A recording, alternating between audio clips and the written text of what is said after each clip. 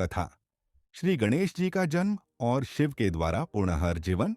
यह कथा है अद्भुत, रहस्य और भक्ति से परिपूर्ण। भगवान श्री गणेश के जन्म से लेकर उनके शिव से हुए प्रथम टकराव तक की। यह वही क्षण है जिसने उन्हें देवताओं में अग्रणी स्थान दिलाया। यह कथा केवल एक बालक के साहस की नहीं, अपितु धर्म, मर्यादा और कर्तव्य की भी है। कैलाश की शांत गुफा में तप करती माता पार्वती। एक दिन शिव कैलाश से बाहर थे। माता पार्वती अकेली थीं, तब वे स्नान हेतु जा रही थीं। उन्होंने सुरक्षा हेतु अपने शरीर के उपटन, शरीर पर मलने वाला चंदन हल्दी का लेप से एक बालक की मूर्ति बनाई और उसे अपने ऊर्जा शक्ति से जीवित किया। उस बालक का नाम रखा गणेश। माता पार्वती, वत्स, तुम्हारा नाम गणेश है। जब तक मैं स्नान कर रही हूं, तुम द्वार की रक्षा करना। किसी को भी भीतर मत आने देना, चाहे वह कोई भी हो।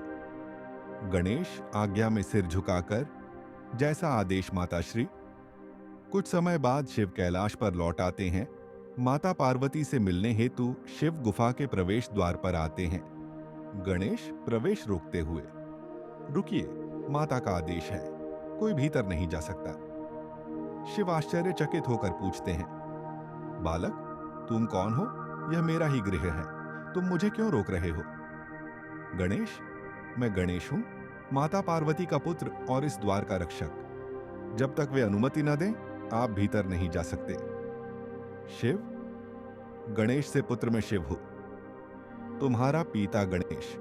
उन्हें प्रणाम कर कहते हैं, माता का आदेश है, कोई भी हो भीतर नहीं जा सकता। शिव क्रोधित होकर अपने साधना स्थल आते हैं। शिव को क्रोधित देख समग्र देवगण ब्रह्मा विष्णु सहित कैलाश पर प्रकट होते हैं। सभी देवतागण स्थिति को संभालने के हेतु बालक गणेश को समझाने का प्रयास करते हैं। नंदी शिव के आदेश पर बालक गणेश को समझाने आते हैं। हे बालक, तुम जानते नहीं, ये स्वयं देवादि देव महादेव हैं। इन्हें रोकना अनुचित है। महादेव तुम्हारे पिता हैं, हट जाओ। गणेश, मुझे किसी का भय नहीं, मैं माता श्री का आदेश नहीं तोड़ सकता। तब नंदी ने बलपूर्वक अंदर आने की कोशिश की। गणेश ने उन्हें युद्ध में परास्त कर लौटा दिया। फिर आते हैं कार्तिकेय। मैं तुम्हारा बड़ा भाई हूं गणेश, हट छोड़ दो, यह उचित नहीं। पिताश्री को माता से मिलना है, उन्हें भीतर जाने दो। गणेश, भाई हो तो समझो, कर्तव्य से बड़ा कोई नाता नहीं। कार्तिकेय मायूस होकर चले जाते हैं। फिर आते हैं स्वयं ब्रह्मा।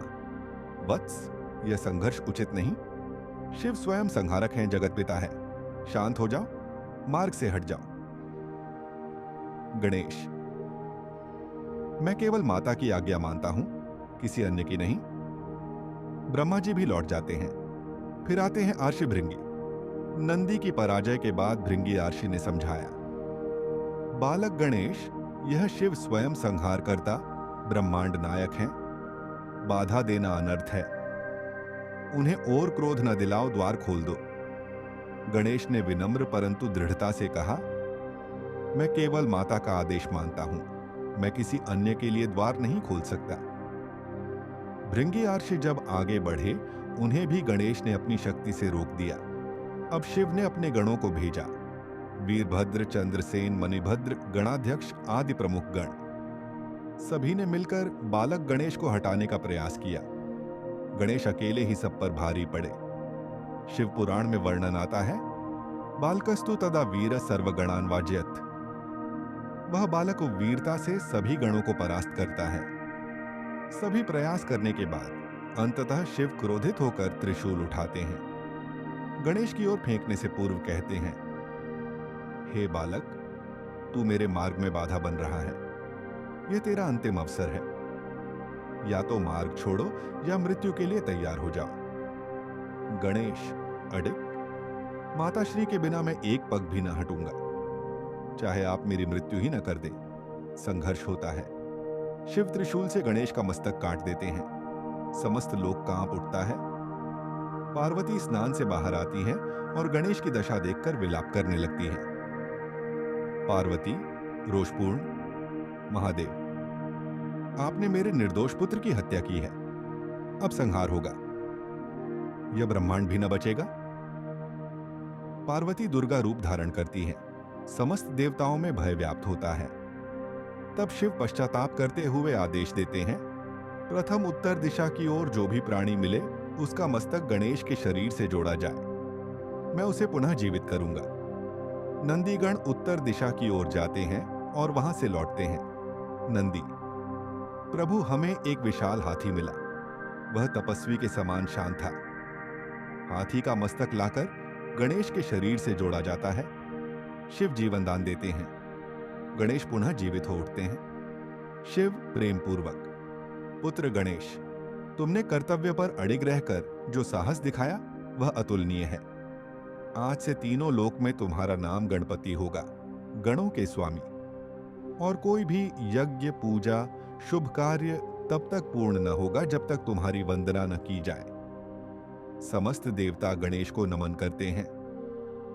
इस प्रकार वह बालक जो केवल एक द्वारपाल था, अपनी निष्ठा, साहस और भक्ति से देवों के भी अधिपति बन गया। श्री गणपति, यही कारण है कि हम आज भी हर मंगल कार्य में सर्वप्रथम गणेश जी की वंदना करते हैं। कथा पसंद आए तो हमारे चैनल को सब्सक्राइब करें, वीडियो को लाइक करें। मिलते हैं एक और रहस्य कथा में। धन्यवाद।